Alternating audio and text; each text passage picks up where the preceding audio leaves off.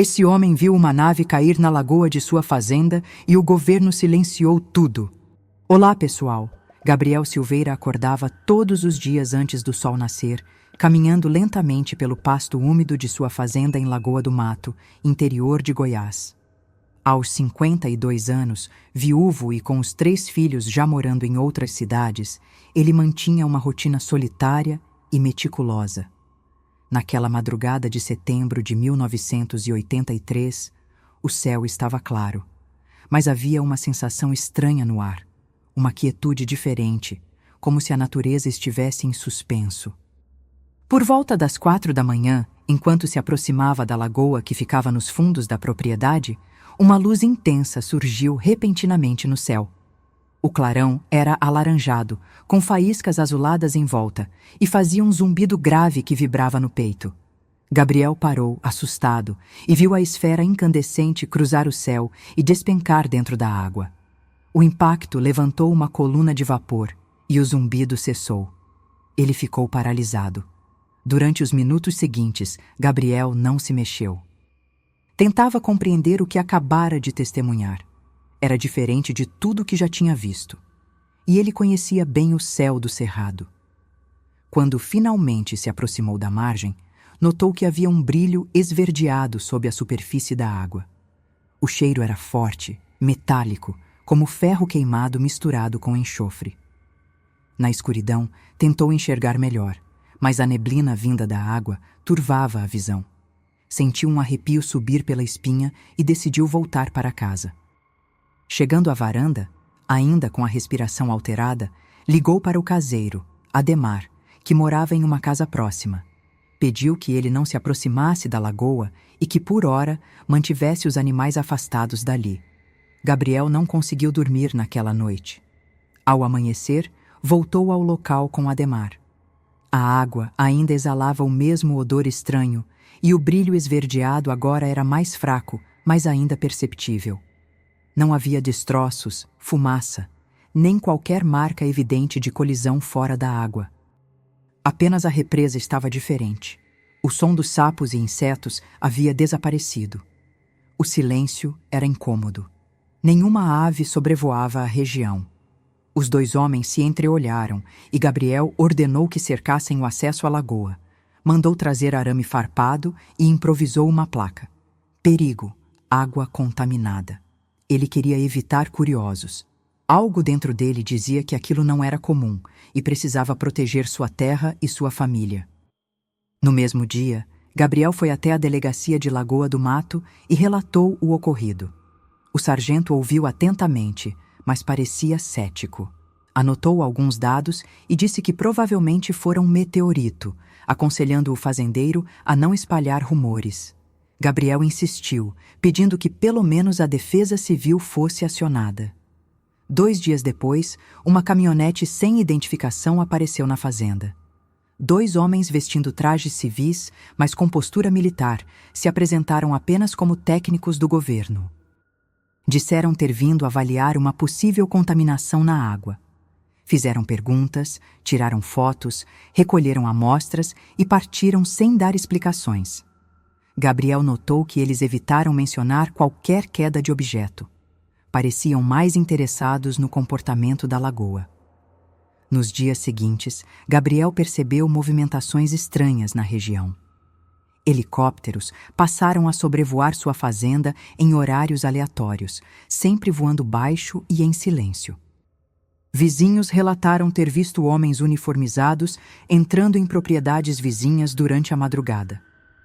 Ademar, o caseiro, disse que vira uma luz intensa vindo da lagoa certa noite, mas não teve coragem de se aproximar. Os boatos começaram a circular. Alguns falavam em satélite russo, outros em experimento militar, mas havia quem jurasse que se tratava de algo extraterrestre. Gabriel manteve-se em silêncio. Tinha medo. Temia pela segurança de sua família. Certo dia, ao verificar a cerca que havia colocado, Gabriel percebeu que ela havia sido cortada. Pegadas recentes indicavam que alguém estivera lá durante a noite. Voltou correndo para casa e telefonou para a prefeitura, exigindo explicações. Ninguém assumia saber de qualquer operação oficial. A prefeitura alegava desconhecimento, o batalhão da Polícia Militar dizia não ter autorizado sobrevoos e a Defesa Civil informava que nenhuma equipe fora enviada àquela região. A cada nova negativa, a inquietação de Gabriel aumentava. Sentia que estava sendo observado. À noite, passou a trancar todas as portas e janelas. Dormia com uma espingarda ao lado da cama. 4 dias após o incidente, Gabriel acordou com o som de motores pesados. Caminhões estavam estacionados na estrada de terra próxima à lagoa. Ele correu até lá, mas foi impedido de se aproximar por homens armados que não usavam identificação. Um deles apenas disse, em tom firme, área interditada por risco biológico. Gabriel exigiu saber quem eram, mas foi ignorado. Em questão de horas, eles montaram um acampamento temporário, instalaram tendas e equipamentos desconhecidos. Um pequeno gerador mantinha o local iluminado durante a noite. A partir daquele momento, ninguém mais teve acesso à lagoa. O local estava oficialmente selado, mas por quem exatamente era um mistério. Gabriel tentou registrar denúncia no Ministério Público Estadual, mas sua solicitação não teve seguimento. Documentos sumiram do protocolo e ele foi instruído a não insistir nesse tipo de assunto. Amigos próximos passaram a evitá-lo. A sensação era de que todos sabiam de algo, mas fingiam não saber. A solidão se intensificou. O fazendeiro, acostumado com o silêncio do campo, agora sentia um vazio angustiante. Mesmo assim, continuava observando a movimentação à distância. Em uma das noites, usando binóculos, viu 3 homens com trajes protetores mergulhando na lagoa. Quando saíram, pareciam carregar algo, mas não conseguiu ver com clareza. Isso o atormentou por dias. Mesmo sem provas, Gabriel começou a anotar tudo: datas, horários, movimentações, comportamento dos animais, reações das plantas ao redor.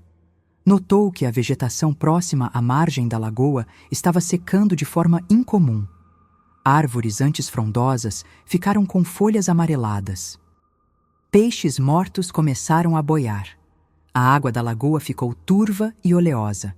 Gabriel recolheu amostras por conta própria e levou a um laboratório particular em Goiânia, mas, misteriosamente, o material desapareceu antes mesmo de ser analisado.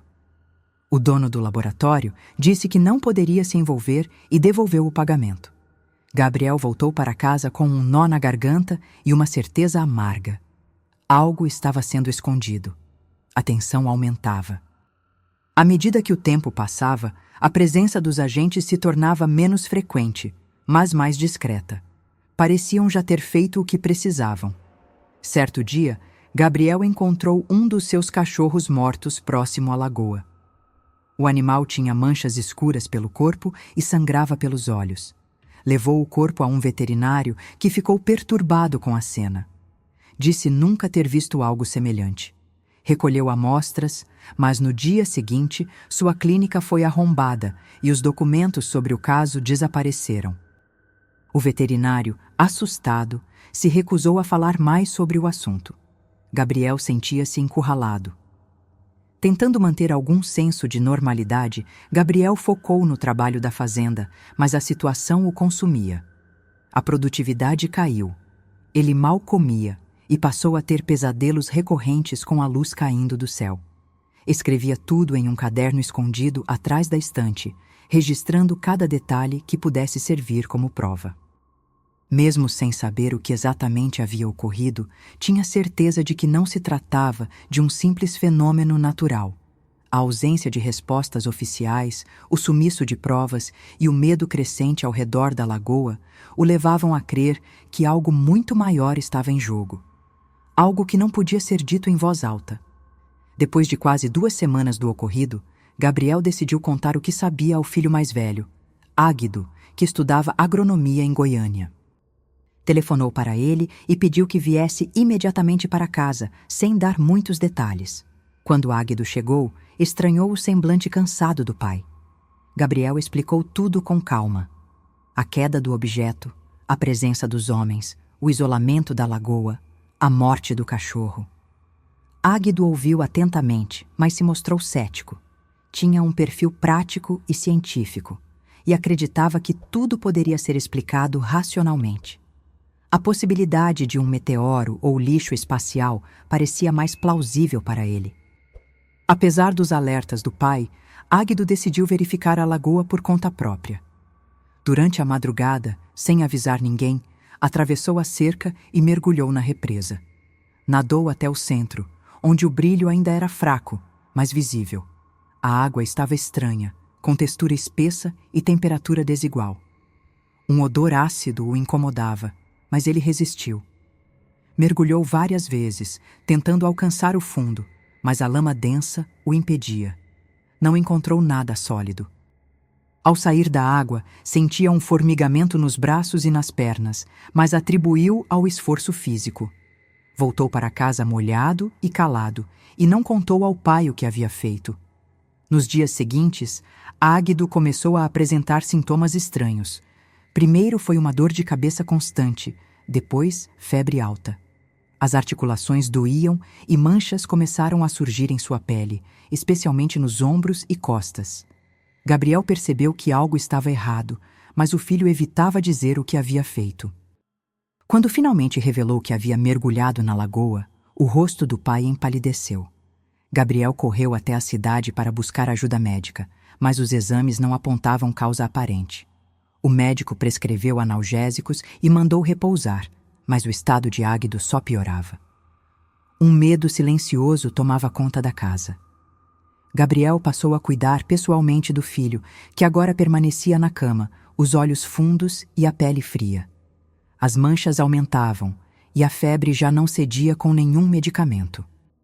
Águido começou a ter lapsos de memória e se queixava de dores nos ossos, como se algo estivesse corroendo por dentro. Em uma noite, gritou no meio do sono, dizendo que alguém estava chamando debaixo da água. Gabriel ficou em estado de choque. Nunca ouvira o filho falar com aquela voz trêmula, quase infantil. Levou-o novamente ao médico, que, após examiná-lo, sugeriu levá-lo a um hospital em Goiânia. Mas quando Gabriel foi buscar a ambulância, 2 homens apareceram em sua casa.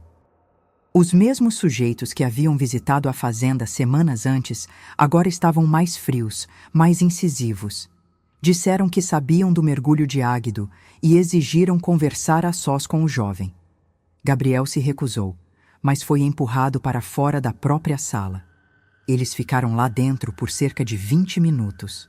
Quando saíram, disseram que a situação estava sob controle e que medidas preventivas seriam tomadas. Em seguida, entraram em um carro preto e sumiram pela estrada de terra. Gabriel correu para dentro e encontrou o filho em estado de transe, olhando fixamente para o teto, murmurando palavras sem sentido. Aquilo não era apenas doença. Nas noites seguintes, o comportamento de Águido se tornou ainda mais inquietante. Passou a desenhar figuras circulares em papéis velhos, sempre com traços compulsivos e perfeitos, como se os conhecesse há anos. Desenhava também símbolos que lembravam constelações, mesmo nunca tendo estudado astronomia. Certa manhã, Gabriel entrou no quarto e o encontrou escrevendo números e letras no chão com carvão. Quando tentou apagar, Águido surtou, gritando para que não interrompesse o sinal. Gabriel, agora desesperado, tentou contatar novamente o médico da cidade, mas sua clínica estava fechada. Motivos pessoais, disseram. Sentindo que estava sendo sistematicamente isolado, Gabriel resolveu procurar um velho conhecido da juventude, Norberto, ex-professor de física que vivia recluso numa chácara afastada. Levou os desenhos do filho e relatou os sintomas. Norberto ficou alarmado. Reconheceu alguns dos padrões geométricos como formas associadas à linguagem simbólica descrita em documentos antigos sobre sinais extraterrestres. Disse já ter visto algo parecido em relatórios científicos vazados durante os anos 70. Gabriel ouviu em silêncio, dividido entre a incredulidade e a angústia. Norberto foi categórico. Aquilo que atingiu a lagoa não era feito por mãos humanas, e o contato com aquilo podia alterar o organismo de formas que a ciência não compreendia. Ao voltar para casa, encontrou um bilhete pregado à porta com fita adesiva. Pare agora, último aviso. Não havia assinatura. O medo se intensificou. Naquela mesma noite, viu luzes novamente sobre a lagoa. Silenciosas, pairavam acima da água sem emitir ruído. Pegou a espingarda e correu até lá, mas ao chegar, não havia nada. O brilho na água, porém, tinha voltado. Sentiu um zumbido dentro da cabeça e recuou. Ao retornar para casa, encontrou o filho inconsciente, com a respiração fraca e os lábios roxos. Tentou socorrê-lo, mas o telefone estava mudo. Nem sinal no rádio. Foi até o carro, mas os pneus haviam sido cortados. No dia seguinte, um veículo oficial da Secretaria de Saúde chegou com 2 homens em jalecos. Disseram estar ali por ordem do governo estadual, pois havia risco de infecção viral. Levaram Águido em uma maca, alegando que o caso precisava de isolamento em uma unidade especial. Gabriel tentou ir junto, mas foi impedido. O senhor será informado assim que possível, disseram antes de sumirem estrada afora. Dias se passaram sem notícias. Gabriel tentou encontrar registros da internação em todos os hospitais da região, mas ninguém admitia a entrada de Águido. Era como se ele nunca tivesse existido. Sem respostas, Gabriel começou a ser evitado pela comunidade local. Alguns diziam que ele estava louco, outros cochichavam sobre maldições na fazenda. O que antes era respeito virou desconfiança. Cansado, voltou ao local da lagoa. A água havia baixado, revelando parte do fundo lodoso. No centro, viu um círculo perfeito de vegetação morta, como se algo ali tivesse queimado tudo de dentro para fora. Com cuidado, entrou na água rasa e percebeu que o solo vibrava levemente sob seus pés. Ao tocar a superfície com a mão, uma espécie de pulso elétrico percorreu seu braço. Assustado, recuou imediatamente. Algo ainda estava vivo lá embaixo. Na madrugada seguinte, Gabriel foi acordado por um estrondo seco vindo da direção da lagoa. Ao olhar pela janela, viu uma névoa densa se espalhando rapidamente pelo pasto. Correu até o celeiro e trancou-se lá dentro, respirando com dificuldade. O cheiro era semelhante ao enxofre e metal quente, o mesmo da noite da queda.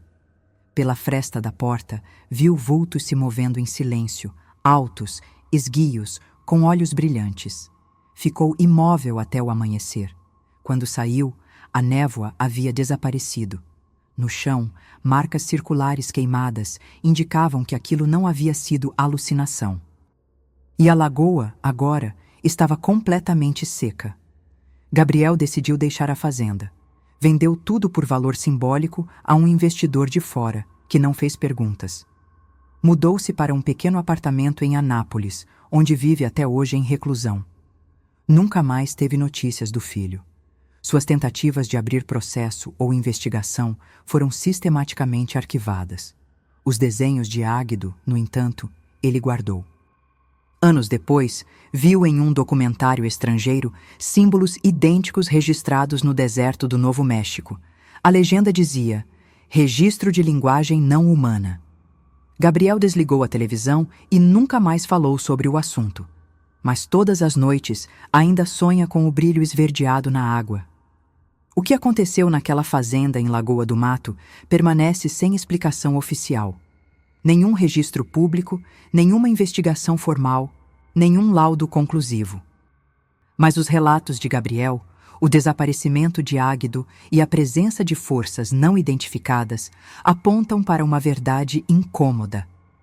Há eventos que o governo prefere esconder, situações que desafiam nossa compreensão e que, ao invés de serem estudadas, são silenciadas. E talvez, em algum lugar abaixo da superfície daquela lagoa seca, ainda repouse algo que não pertence a este mundo, esperando o momento certo para emergir novamente.